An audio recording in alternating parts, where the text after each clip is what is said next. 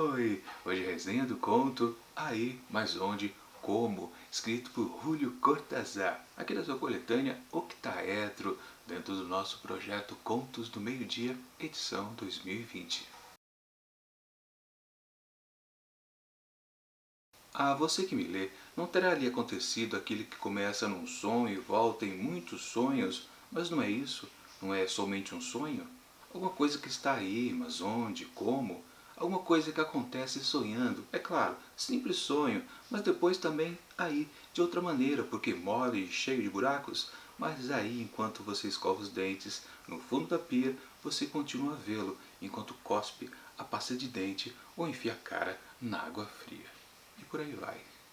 Assim começa Aí, Mas Onde, Como, escrito por Júlio Cortázar, que conta a história de um cidadão aqui que narra a história, que a gente na verdade nem fica sabendo o nome dele, mas o que importa é o seu sentimento a respeito de um grande amigo que faleceu durante um tempinho atrás, na verdade 31 anos para ser mais exato, e literalmente ele não consegue esquecer essa perda.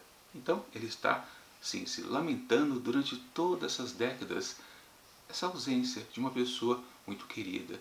E o que acontece exatamente aqui nesse conto durante todo o tempo é exatamente isso, a reflexão desse amigo para com o outro, essa saudade, essa sensação de vazio, ou melhor, talvez a sensação de vazio não seja a coisa exata a se dizer a respeito aqui, exatamente desse sentimento desse amigo para com o outro. Na verdade, o tempo todo ele considera que seu amigo, que aliás chama Paco, está o tempo todo junto dele.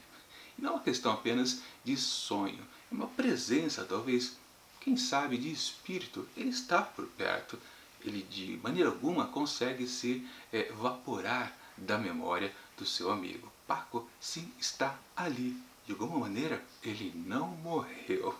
É o que trata aqui esse conto interessante do Júlio Cortázar. Mas também a gente pode considerar que, ao mesmo tempo, é um texto que talvez enrole muito para dizer, quem sabe, muito pouco. Claro, depende do leitor. Alguns leitores podem achar esse texto aqui sensacional, de uma grande sensibilidade, mas outros, como eu, podem considerar, bom, digamos que não tem lá muita coisa por aqui. Pois é, porque o que temos aqui é exatamente aquela coisa que muita gente gosta e muita gente também torce um pouquinho o nariz, que é o tal fluxo de consciência. Sim, o tempo todo nós estamos no pensamento desse narrador aqui, o amigo de Paco, e a gente fica sentindo exatamente o que ele está sentindo também, porque é uma grande característica do fluxo de consciência, é passar exatamente mais emoções do que ações do personagem narrador da história. Com certeza, então, a gente fica sempre sensibilizado pelo esse sentimento de perda do amigo. Aliás, frisando de novo, quase não é um sentimento de perda, porque na verdade essa memória ela não se esvai. O amigo, o Paco, nunca foi embora, embora ele tenha morrido. Embora, sei lá, umas 10 vezes é citado aqui no texto que Paco morreu, mas na verdade ele ainda está presente. Sim, os fluxos de consciência têm muito disso, da tal repetição, o tempo todo uma ideia que fica sendo martelada na cabeça do leitor, embora esteja também na cabeça do personagem narrador que está lá no seu fluxo de pensamento também. Ou seja, um dos grandes problemas aqui desse texto aqui do Júlio Cortázar exatamente é a teimosia em se manter sempre dentro de um mesmo foco.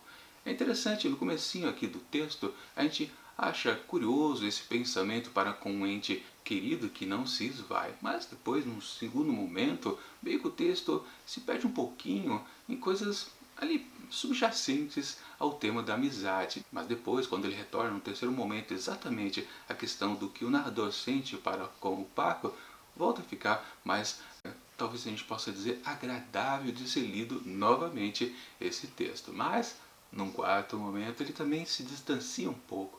Ou seja, quando o narrador está realmente lembrando e tendo essa sensação que Paco ele não morre de jeito nenhum ali dentro do seu pensamento, o texto fica ok. Quando ele se distancia um pouquinho, o texto já começa a ficar um pouco moroso, quase fugindo um pouco do assunto principal. Claro, no fluxo de consciência literalmente não existe limites, não tem freios para quem está narrando a história. Ele pode pensar literalmente em qualquer coisa, que é uma das grandes críticas que eu faço a esse tipo de narrativa. Porque na verdade você pode enfiar, você, escritor, qualquer coisa ali dentro que está valendo, porque exatamente não tem uma regra de ouro que você não possa ultrapassar. Não, serve qualquer coisa. O que você colocar lá está valendo, porque passa a ser um pensamento nesse fluxo de consciência. Ou seja, é um balde que cabe qualquer coisa ali dentro. É um balde sem fundo, literalmente.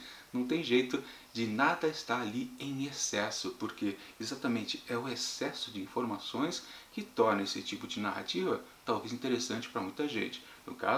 No meu caso, né?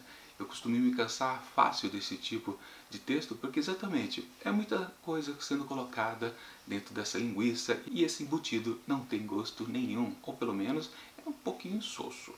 Ou seja, para mim, muitos textos como esse realmente perdem o interesse depois de algumas páginas. E sempre, pior isso, né?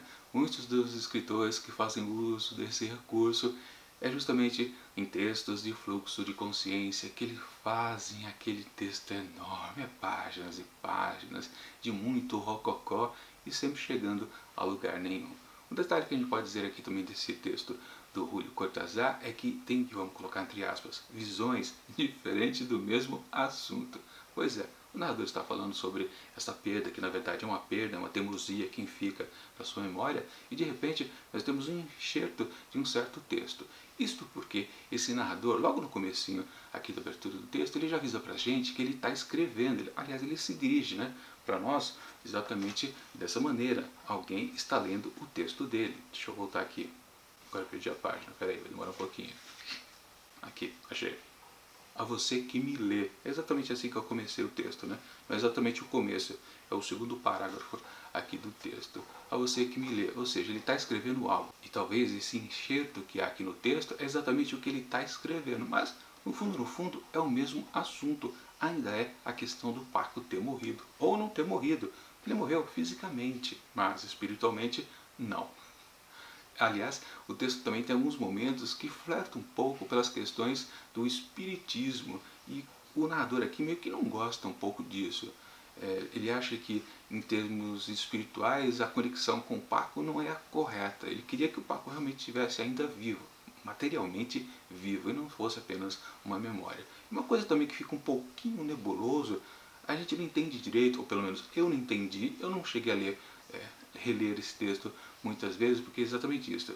Fluxo de consciência eu geralmente só leio uma vez e acabou. Se eu entendi, beleza. Se eu não entendi, vai ficar por isso mesmo. Eu não vou ficar sofrendo novamente um tipo de texto que eu não gosto. Ou seja, nessa primeira e única leitura que eu fiz aqui desse conto do Cortázar, realmente eu não consegui entender direito se quando o Paco morreu, o narrador aqui, o seu amigo, estava presente ou ele estava longe, muito longe, aliás. Isso realmente pesa muito nessa questão de realmente você ter aquela coisa de você ter perdido o ente querido, mas na verdade você não estava tão perto dele, né? A dor fica, portanto, muito maior. De fato, eu não entendi realmente se ele estava longe ou ele não estava. Isso é uma questão até importante?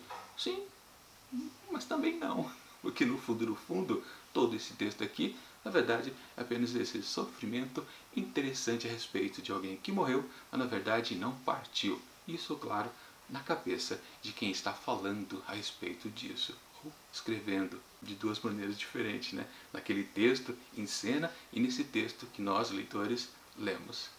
Isso é até interessante, porque deixa, inclusive, esse conto do Cortázar um pouquinho interessante, porque só pelo assunto em si não me agradaria muito. E, portanto, para aí, mas onde, como, eu atribuo 4 asteriscos. É esse detalhe aí que realmente eu achei até pouquinho que salva esse texto. Não fosse isso, eu daria 13 e estaria de bom tamanho.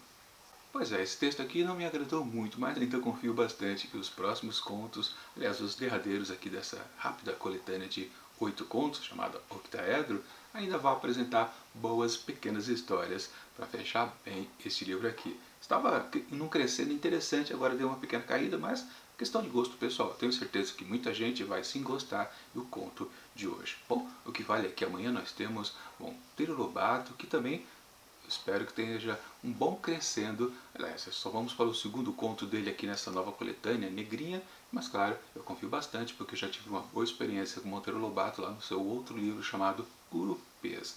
Ótimos contos que haviam lá para aquele livro. E é por isso que aqui em Negrinha eu tenho certeza que boas coisas irão aparecer com certeza. Aliás, eu já li o texto de amanhã e já sei que eu gostei bastante, mas confere amanhã na publicação. Enfim, enquanto esse próximo vídeo não chega, eu deixo aqui do lado dicas de outras resenhas que já aconteceram aqui no começo de 2020 aqui dentro do projeto Contos do Meio-Dia. E tchau!